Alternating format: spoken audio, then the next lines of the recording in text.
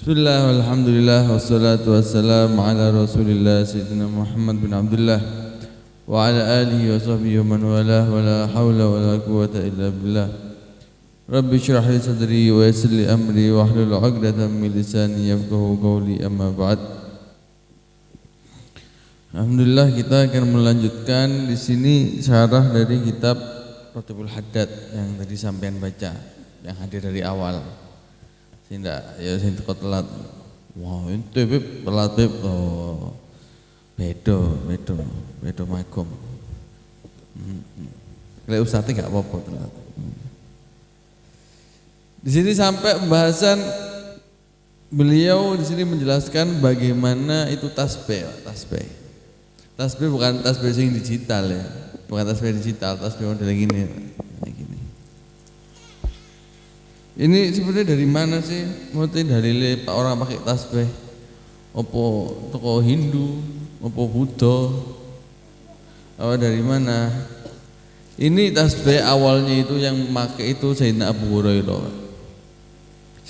Hurairah.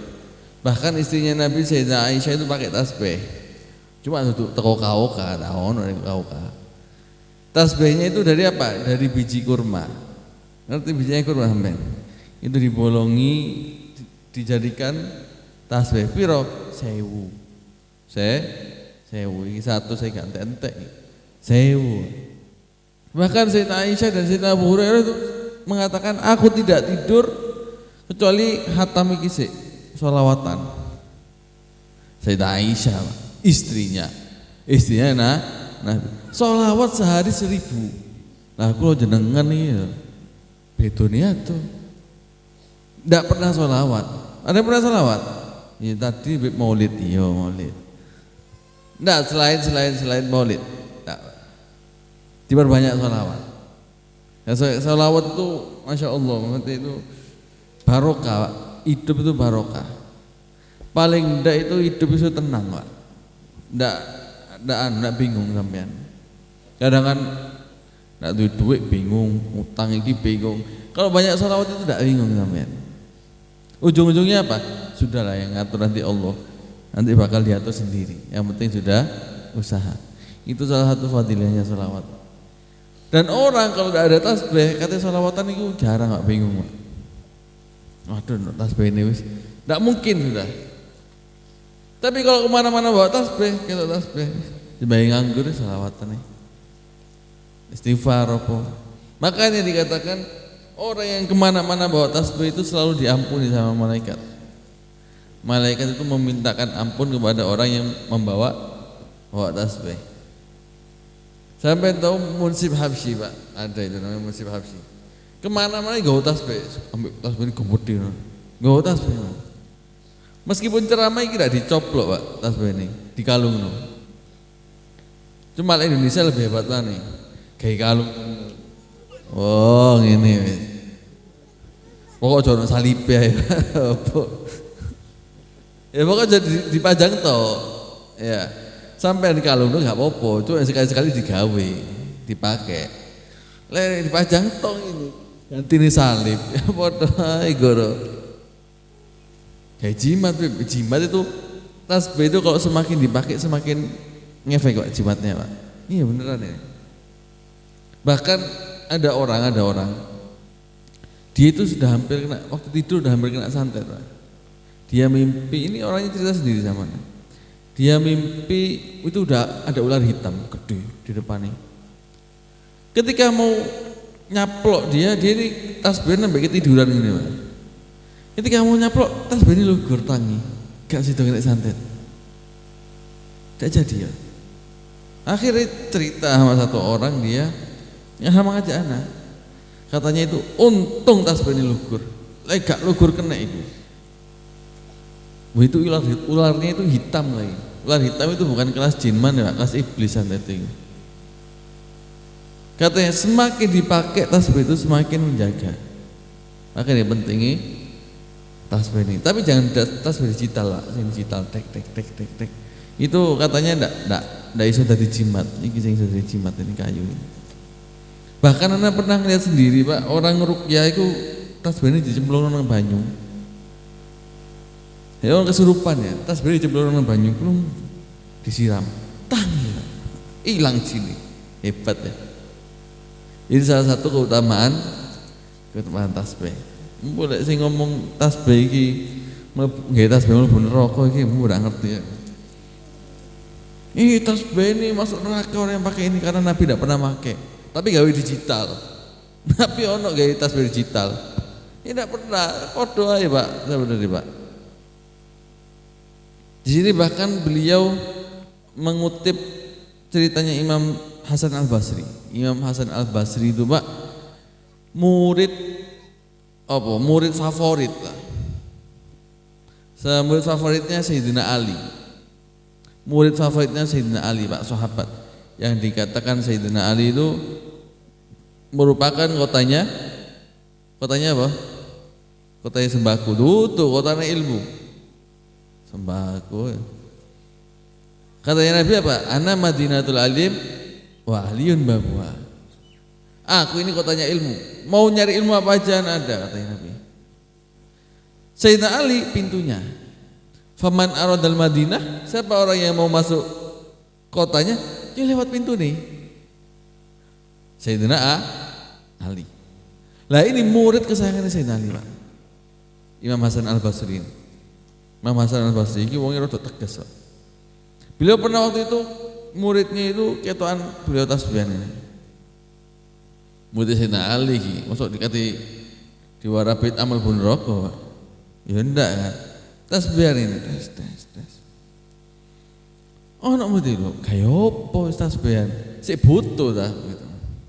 Modelnya kan jenengan niki imam orang besar sudah. Zikiran sudah tidak perlu tasbih sudah. Langsung hati dari hati. Sudah masuk alam lain maksudnya nih Pak. Cik ngapain sih perlu gawe tasbih iki? Kyo sing apa kyo santri-santri gitu. Katanya beliau apa? Hadza syai'un kunna ista'malnahu fil bidayat wa ma kunna bil ladzina natrukuhu fin nihayat. Yang garai ana sampai sama Allah. Iso zikiran hati dengan hati. Itu ya iki awal mulai dari tasbih. Ini awal mula jejaknya anak, tidak mungkin anak tinggalkan. Lek boso kasaran ya Pak. Kalau HP itu sebagai hubungan kita sama manusia, tasbih ini sebagai HP-nya kita kepada Allah, Pak. HP-nya kita kepada Allah. Karena setiap kita ini kita tasbih, zikiran, itu ketika kita mengingat Allah. Ketika kita mengingat Allah, Allah juga ingat kepada HP, Pak. Jadi ojo HP itu di godang dindi, orang tasbih ini, gue tasbih. Waduh, ngisi-ngisinya. Ngerti nggak Pak? Ngerti nggih? Sallallahu Muhammad.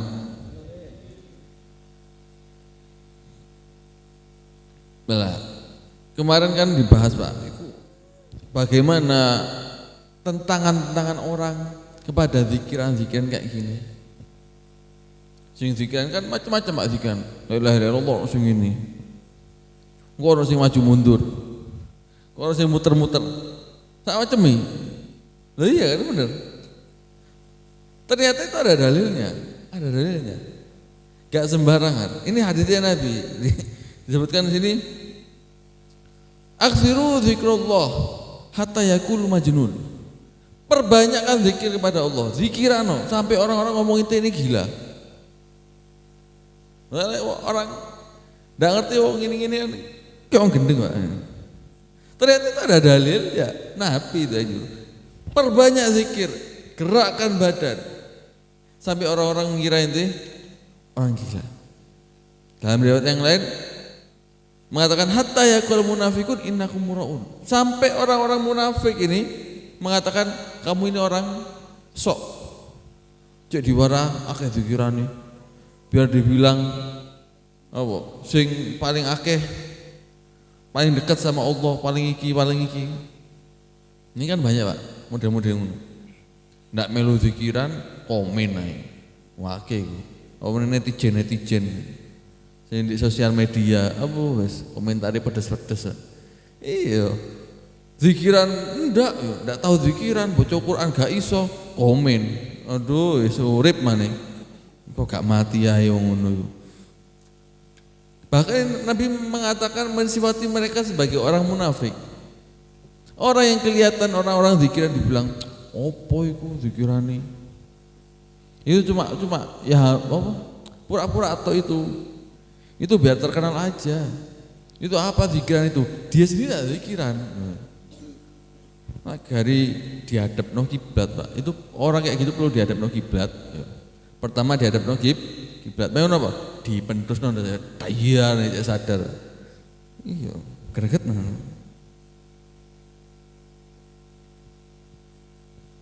Nah, di sini Imam Nawawi itu menyebutkan beberapa keuntungan orang itu zikiran bareng-bareng. Ada beberapa keuntungan. Yang pertama, beliau mengatakan orang kalau zikiran bareng-bareng itu lebih fokus, Pak. Daripada sampean zikiran dewi. Sampean zikiran sendiri di rumah. Merem ini. Iya merem, pikiran nang dindi, Pak. Iki maine tebu iki panen iki. Waduh, kira-kira untuk piro yo? Mandro ndak udan ae. Wah. Iki zikiran, coba pikiran kemana mana. Nggih apa nggih? Saya kemana-mana. Iki kayu iki piro saiki regane ya ngene, Pak. Macam-macam. Ini padahal zikiran. Itu kalau sendirian, Pak. Gak fokus. Tapi kalau sholawatan bareng, maulidan bareng, insya Allah nggak ono pikiran gitu-gitu, Pak. Lebih fokus. Yang pertama. Yang kedua, lebih bersemangat. Lebih bersemangat. Ketika sampean datang ke sini maulidan semangat sampean. Meskipun ngantuk-ngantuk saya ono semangat ya, wong nek terbangani, suarane enak. Enak tak puji. Oh. Suarane enak. Semangat, Pak. Sampean maca maulid dhewe, Pak, di omah itu turu babas, Pak. Engko ora ceting notifikasi ini HP, aduh Facebook rek. Assalamualaikum. Wah, sapa iki? Hilang tutup sik maulide kan. Bahaya iki, ndak bahaya ta. Bahaya, Pak. Paling enak itu zikiran bareng-bareng ini. Yang ketiga, iki sing paling masuk iki apa? Wa yatrudun nauma, mengusir yang namanya ngantuk. Kecuali kucing pancet turu wae. Tapi masyaallah, kucing hadir maulidan, Pak. Dan itu alhamdulillah. Iya, masuk manjur.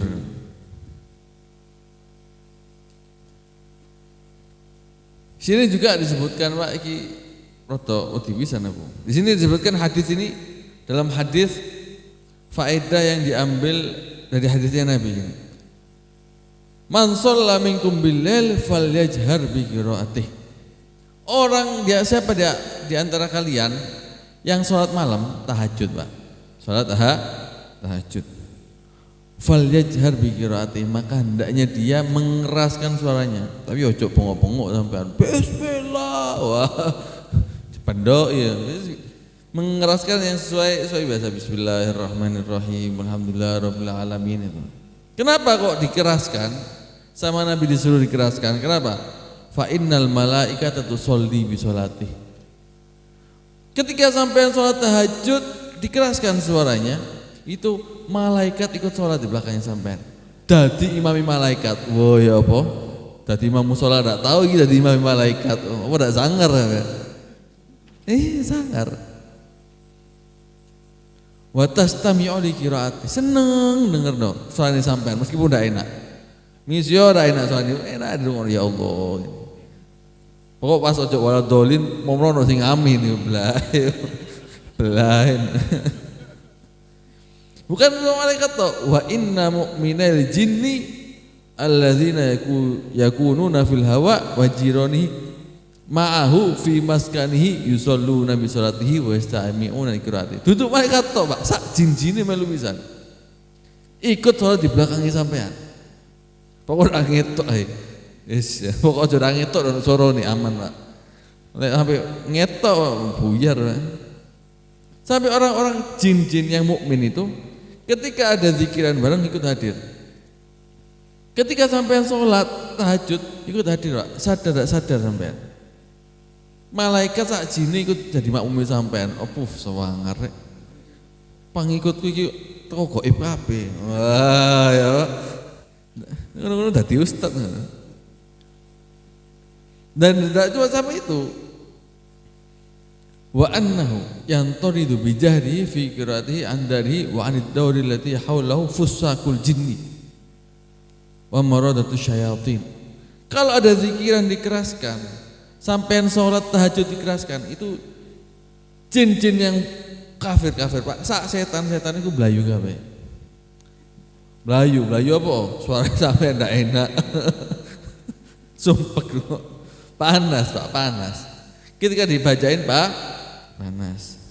Iya, enaknya setan itu, Pak, dibaca ayat kursi belayu kan. Sing bahaya iki mau sing ono ceting, assalamualaikum. Assalamualaikum Ustaz. Iki dibaca ayat kursi mempan ya. Dilanjutno ayat kursi ini.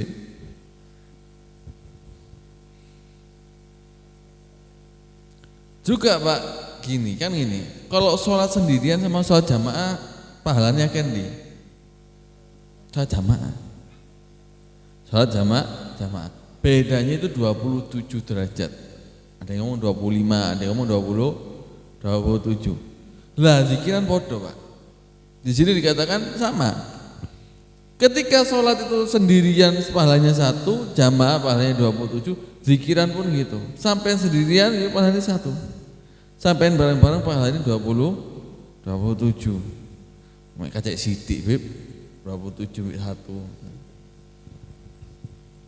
Enggak, sebenarnya 1 derajatnya sholat itu, Pak, sangat tinggi, Pak. Bahkan sampai misalnya sholat sendirian, sholat isya sendirian pahalanya 1. Diulangi 27 kali. Jadi piro? Dari 27. Kan gitu, saat isyaknya sampai 27 kali. Jadi 27. Sama sampai sholat jamaah sekali masih lebih menang sholat jamaah sekali. Itu ada orang itu ceritanya. Orang soleh, Pak. Orang soleh ini tidak pernah ketinggalan sholat jamaah sama sekali. Di masjid juga tahu. Pas suatu hari tiba-tiba ono tamu tidak diundang. Pas mau sholat isya, embu sopo, wong gendeng tau apa ora ngerti. Teko kate sholat isya ndak ngaling-ngaling. Waduh, iki kate diusir ya apa ya. Iki kopi rak dintekno. Gak ngadeg-ngadeg istilahnya. Sampai selesai sholat di masjid.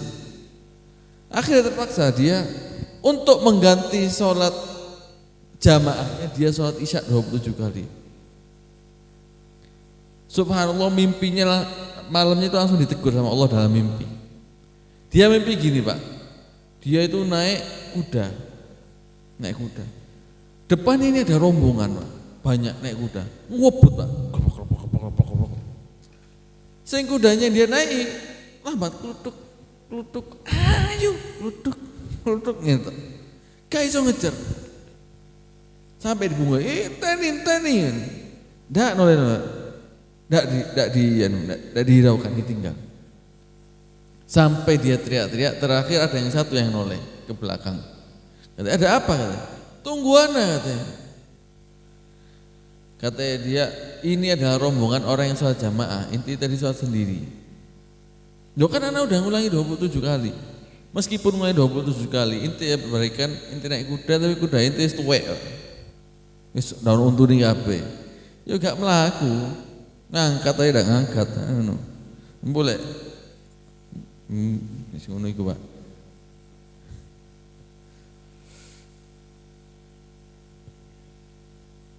Yang terakhir, Pak, di sini dikatakan. Ini dalam hadis, Pak. Pernah itu Nabi sallallahu alaihi wasallam kharaja ala halqatin min ashabihi. Jadi kan rumah-rumahnya Nabi itu di sekeliling Masjid Nabawi, Pak. Ini Masjid Nabawi ya, di sampingnya. Ini rumah-rumahnya Nabi. Rumah itu berarti kamar, Pak. Setiap satu istri satu kamar. Setiap satu kamar itu pintunya langsung nembus ke masjid. Jadi pintunya buka pintu ke masjid gitu. Dan sedangkan sahabat itu setiap hari di masjid setiap hari. Jadi sering ketika Nabi keluar masuk itu kelihatan sahabat orang sing zikiran, ada sing baca Quran, ada yang apa. Di sebelah masjid, Pak. Sampai akhirnya pada suatu hari Nabi itu keluar dari rumahnya beliau. Kemudian kelihatan para sahabat itu bunder gini, Pak. Bunder. Terus tanya, faqala ma ajlasukum? Apa yang kalian laksanakan? Apa lungguh bareng gini, bunder-bunder gini? Qalu jalasna nazkurullah wa nahmaduh. Kita orang ini ya Rasul, kita orang duduk ini zikiran bareng. Faqala katanya Nabi, innahu atani Jibril. Sungguhnya malaikat Jibril barusan datang ke aku. Wa akhbarani anallah yubahi bikumul malaikat. Dan malaikat Jibril mengabarkan bahwa Allah membanggakan kalian di malaikatnya. Jadi ngomong kepada malaikat, para malaikat lihat ton, hambaku sekarang zikiran bareng-bareng, mengingat aku bareng-bareng. Sing bangga Allah, Pak. Oh ya apa, Pak? Dibanggakan Allah ya apa sampean? Dibanggakan di hadapan malaikat. Saiki sampean ana wong tuwa delok apire anakku rek kaya anake tangga. Wah, seneng banget. Iya anake sapa sik ngono. Ini yang membanggakan Allah di hadapan para malaikatnya. Padahal yang dikatakan malaikat tidak tahu maksiat, Pak. Kita orang sih akeh maksiat kaken. Bubuk maksiat. Tapi sih dibanggakan sama Allah gara-gara zikiran kayak gini. Iya. Semoga insya Allah ini bermanfaat semua. Kita dijadikan hamba-hamba yang dibanggakan oleh Allah Subhanahu wa taala sehingga bisa masuk surga dan diampuni dosa kita dan kita bisa mendapatkan syafaat Rasulullah sallallahu alaihi wasallam di yaumil qiyamah. Amin amin ya rabbal